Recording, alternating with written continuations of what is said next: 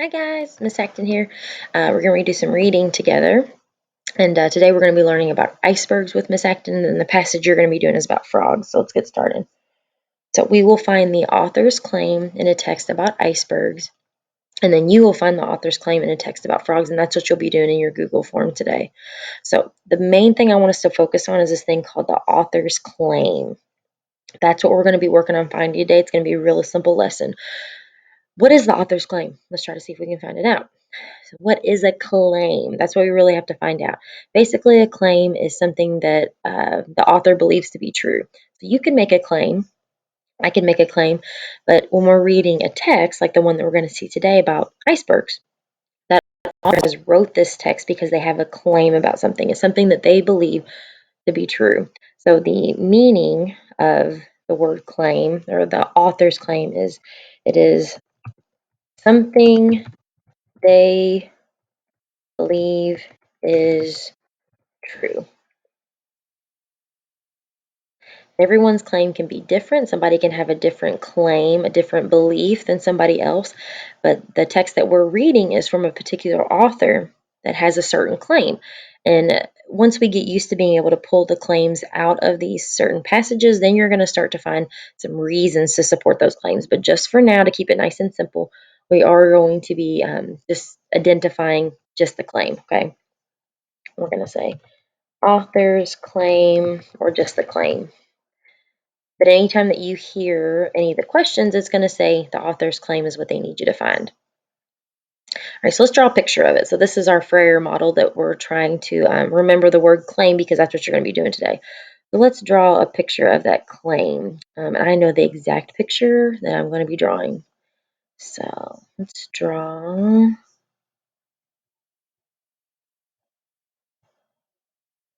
That's a mouth with some teeth. Yeah. And then we've got this thing. What do you think this is? Yeah, it's a toothbrush. So I'm going to say that my claim is brushing your teeth. I'm going to do blue post-it note because toothpaste is blue a lot. So claim something that I believe is true is brushing your teeth is healthy. And it is. And hopefully that's a claim that you have too. So brushing your teeth is a healthy claim. Let's grab the highlighter with some blue and put some toothpaste on that. Yeah, there's some toothpaste on there. So brushing your teeth is healthy. That's a claim that I have. It is something that I believe is true, okay? So let's think of the opposites. That means it would be something that someone doesn't think is true, something that people believe is false. So I would say maybe a lie. So somebody lies to you. It's something that is false, and you know that it's false. Maybe like a trick. Those would be things like the opposite. So something that you believe is true, like brushing your teeth, and then somebody saying brushing your teeth is not healthy. That's a trick. That's a lie that they're telling you. And you believe that it's false. So that would be the opposite. And using it in a sentence, let's grab the text tool.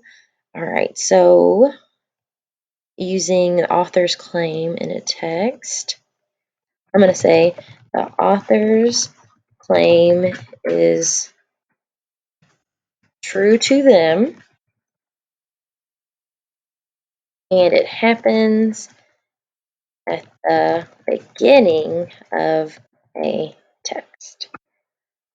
That's kind of a clue what we're going to go through next. So anytime that you read a passage, a text, a story that is informational and the author has a claim, it's going to be at the very beginning. It should be the first thing they say, and sometimes it's even in the title. So let's go to the passage.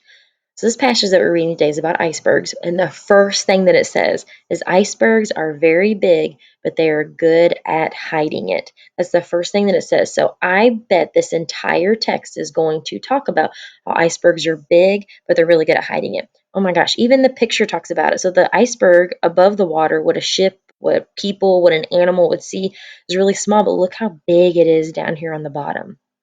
So it's hiding how big that it is. Let's keep reading the passage. An iceberg is a big piece of ice in the ocean. They are part of an even bigger piece of ice called a glacier. They may look small when you see them, but they are hiding a secret under the water. A big secret. When you look at an iceberg on top of the water, it is hard to tell how enormous it is under the water. Ships and boats have to be careful around icebergs. They might look small, but underneath they are big enough to sink a ship. In 1912, one ship called the Titanic did get too close to an iceberg. The Titanic hit the iceberg. The ship had such a big hole from the iceberg that it could not float and sank to the bottom of the ocean. So, when we go back up here to the very first thing that it says, that's usually the author's claim. The author's claim will always be at the beginning. It's usually the very first sentence. Icebergs are very big, but they are good at hiding it. Every single sentence in this entire passage talks about how icebergs are big and they're good at hiding it. An iceberg is a big piece of ice in the ocean. That's talking about how big they are. They're part of them under the water is an even bigger piece, or they're part of a bigger piece called a glacier, talking about how they're big again. They may look small when you see them, but they are hiding a secret under the water, talking about how they're good at hiding how big that they are. When you look at an iceberg on top of the water, it's hard to tell how enormous it is under the water. Enormous is another fancy word for big. So every single sentence in this passage is giving you reasons and clues to back up the author's claim. The author's claim says that they're big and they're good at hiding it. So he's giving you sentence after sentence after sentence, proving his claim.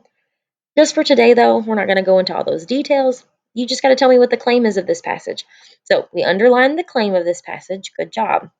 What is the author's claim? The author's claim is that icebergs are big and they're good at hiding it. Where do they hide it at?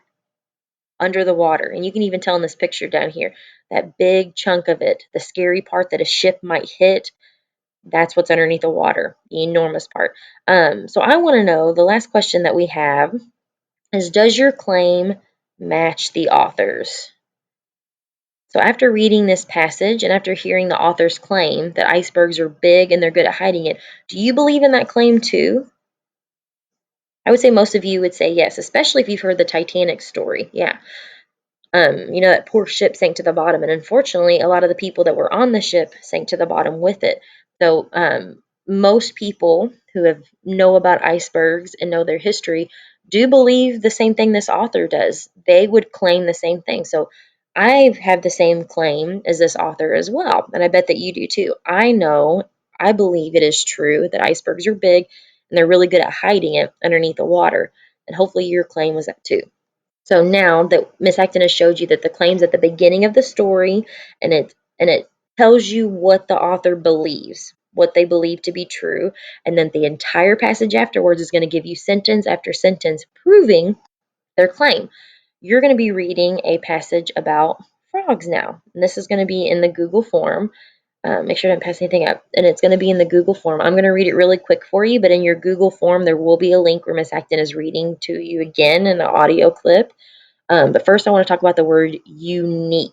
So we got unique, and then this UE is kind of silent at the end, but that's what that word is.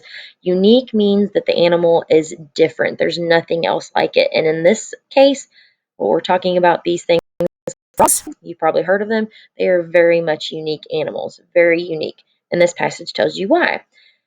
The first thing that you see in this passage is probably going to be the author's claim. The author is going to immediately tell you what they believe is true in a passage, because that's what good authors do. Frogs are unique animals. They're saying frogs are unlike any other animal. They're different and they're special. They're weird even. They're unique animals. One reason they are so unique is that they live two lives. Some of their life is lived underwater like a fish. This is when they are tadpoles or baby frogs. Then they start to grow front and back legs. They grow legs to breathe air. They grow lungs to breathe air. Lungs are those things that are inside your chest that fill up whenever you breathe in and get air out whenever you breathe out. So they start to grow lungs to breathe air. Now they can live on land where they live their second life. An adult frog's body is quite different looking from when it was a tadpole just being born. So it gave you all kinds of reasons and sentences why frogs are so unique animals, because they live those two lives. But the only thing that your form today is going to be asking you is to read this passage and then come up with the claim of it. There's also some other sentences or other questions in here asking you about what was going on in the passage, asking you about the word unique, asking you about what a claim is. But the main question that you want to really focus on is telling the people that are going to be looking at this, Miss Just, Miss Acton, and Miss Ramos. Let me zoom in a little bit more for you guys. What the claim that this author has. And don't forget, the claim happens at the beginning of the story. All right, guys, good luck. Remember, if you have any questions, contact your teachers. They will get a hold of you as soon as they can to help you out. Good luck, and Miss Acton misses you guys. Bye.